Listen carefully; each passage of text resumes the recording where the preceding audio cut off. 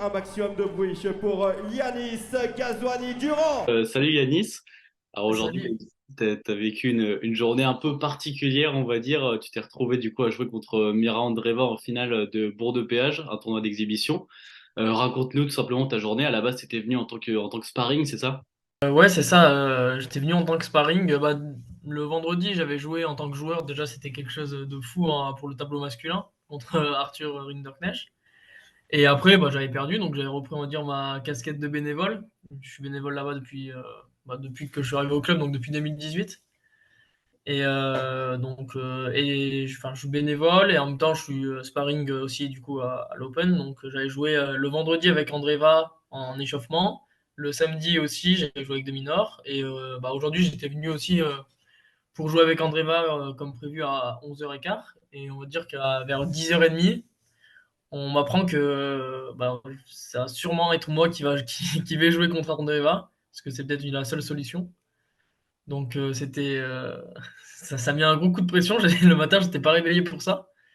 Mais derrière, ouais, il a fallu se mettre dedans. Et c'était pas facile, mais j'ai réussi.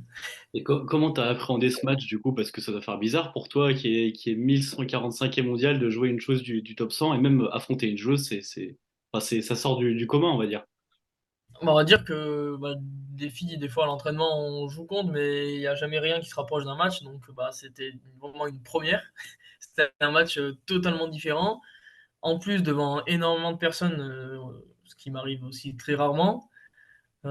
C'est très difficile d'appréhender ça. Et en plus, on me l'annonce 1h30, 2 heures avant le match. Donc, il y a tout ça regroupé, c'était très bizarre.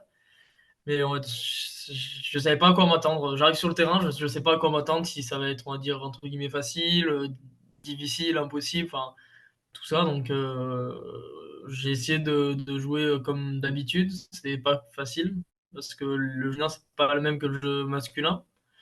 Mais j'espère, enfin, j'ai su au début, enfin, c'est pas bien passé au début, et après, j'ai su, on va dire, remonter mon niveau de jeu pour réussir à gagner au final. Mais ouais, c'était un truc de fou.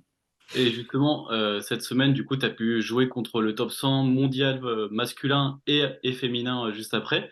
Pour toi, quelle est la plus grande différence, du coup, d'un point de vue un peu extérieur à tout ça, entre, du coup, Arthur Rinderknecht et Mira Andreeva? C'est la puissance, le plus gros différentiel? Ouais, c'est la puissance, les qualités physiques, c'est une grosse différence. Déjà, Arthur est beaucoup plus grand, et puis son service va beaucoup plus vite, et du coup, il peut trouver des zones plus dures. Enfin, tout est plus rapide dans le top 100 masculin, on va dire. Tout est plus complet et tout, mais il y a quand même une grosse différence. Mais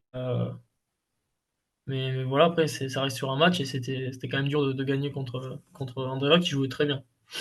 Pour revenir un peu aussi sur cette journée, est-ce que tu as des informations un peu sur les raisons du forfait de Marta Kostyuk? C'était des raisons politiques par rapport à Marta Kostyuk qui est ukrainienne Ouais. et Andreeva qui est russe. Donc on connaît tous ce qui se passe actuellement et c'est des raisons politiques parce que la veille, elle avait dit oui et je crois qu'elle a reçu un peu des menaces, enfin beaucoup de. C'était compliqué et le lendemain, elle se voyait pas jouer contre une Russe. Enfin, ça en devenait dangereux pour elle. Donc, Des menaces qui provenaient d'où, tu sais? non, non, je sais pas, mais je sais juste que le matin, elle a dit qu'elle pouvait pas jouer, donc parce qu'elle avait reçu des messages et tout. Minute par minute, qui t'a prévenu en fait du coup que tu allais prendre sa place? Est-ce que c'est un coup de téléphone? Est-ce que c'est le directeur du tournoi qui Non, a... non, non, parce que moi, j'étais sur les lieux à ce moment-là, parce que je suis bénévole, du coup, j'étais en train de faire des crêpes. Et on vient me voir et on me dit, le directeur du tournoi, il me dit que il y a de grandes chances que je joue contre Andreva. Bon, au début, je le crois pas trop, on pensait à une blague et tout. Et puis, j'ai vite compris que, vu leur tête, c'était pas une blague. Et du coup, après, il y a eu beaucoup de coups de fil. Et c'est dur de trouver une bonne joueuse, une très bonne joueuse, parce que la veille, elle avait 6-1, 6-2 contre Gracheva, qui doit être 40, 50e mondial. Donc, même s'ils trouvaient des bonnes joueuses françaises dans le coin, bah, ça pouvait aller dans un sens. Donc, ils ont essayé de trouver, ils n'ont pas trouvé.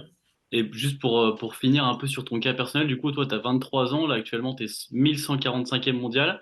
Cette année, tu as plutôt joué du coup les tournois français. Pour la saison 2024, comment tu te projettes? Quel est ton programme? Est-ce que tu as déjà une idée en tête? Euh, Bah, pour l'instant, j'ai fait beaucoup ouais, de futurs en France. À partir de là, en fin décembre, j'ai un peu stoppé vu que j'ai beaucoup joué. Et je vais reprendre à partir de janvier. Normalement, je vais faire des tournois bah, des futurs. Il y en a trois en France. Il y a Bressuire, Vésy et Grenoble. Et après, sûrement partir à l'étranger pour la suite, pour février, mars. Je sais pas encore où. Faudra Ouais, que je vois avec mon coach la programmation que je vais faire. ouais, type Monastir, quoi, et faire tous les tournois là-bas, par exemple. Bah, ça en fait partie, mais on va voir selon c'est tout le temps comme ça, selon les listes où je me trouve et ce qui est le plus rentable Ok, de faire, quoi. merci Yanis. Merci.